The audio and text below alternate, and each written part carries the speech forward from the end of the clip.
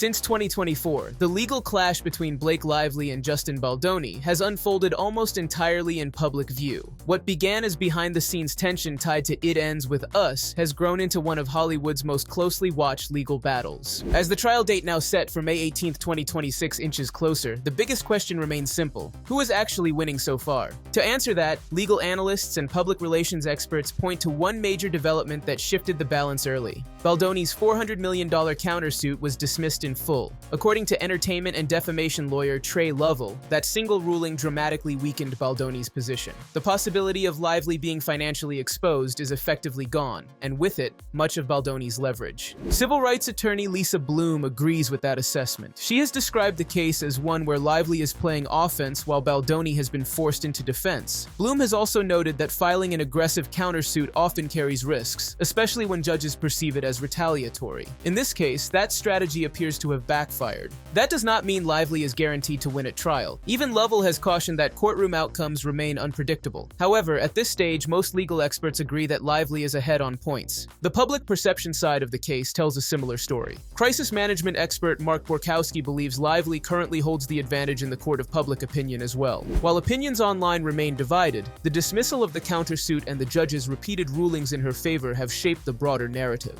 Career impact is another factor. Talent manager Courtney Lupulin has said that regardless of the verdict, both sides are likely to feel professional consequences. Lawsuits of this scale rarely end cleanly, especially when reputations are involved. Lively's legal team has been clear about her mindset. Her attorneys have stated that she is more determined than ever to expose systems that silence women who speak out. Baldoni's lawyer, meanwhile, has publicly thanked supporters and maintained that his client is prepared to continue fighting the case in court. To understand how the case reached this point, it helps to look at the major moments that define the past year. Early in 2025, an undated voice message surfaced in which Baldoni could be heard apologizing to Lively for falling short and mishandling creative disagreements. The recording quickly became a focal point, especially as it referenced disputed changes to a key scene in the film. Soon after, Judge Louis J. Lyman issued strict warnings to both sides about public conduct, making it clear that media statements could jeopardize the fairness of a future jury trial. In March, Ryan Reynolds and his legal team moved to dismiss claims tied to alleged defamation, arguing that opinion-based statements did not meet the legal threshold. 2 days later, Lively filed her own motion to dismiss Baldoni's countersuit, describing it as retaliatory and abusive. By June, the judge had allowed Lively to withdraw emotional distress claims, eliminating the need to disclose therapy or medical records. That ruling was widely seen as another procedural win for her side.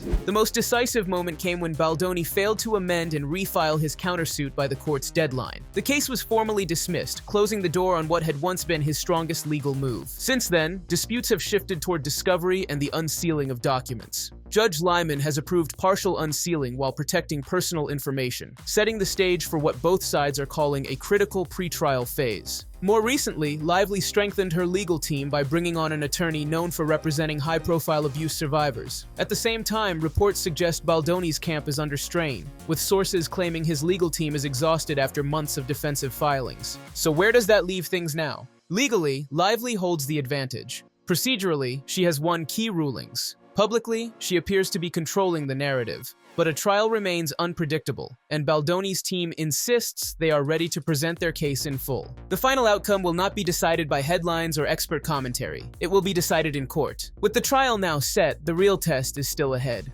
Early rulings suggest momentum is on Blake Lively's side, but courtroom battles rarely follow a straight line. Do you think the outcome is already clear, or could the case still turn? Drop your thoughts below and follow for continued updates as the trial approaches.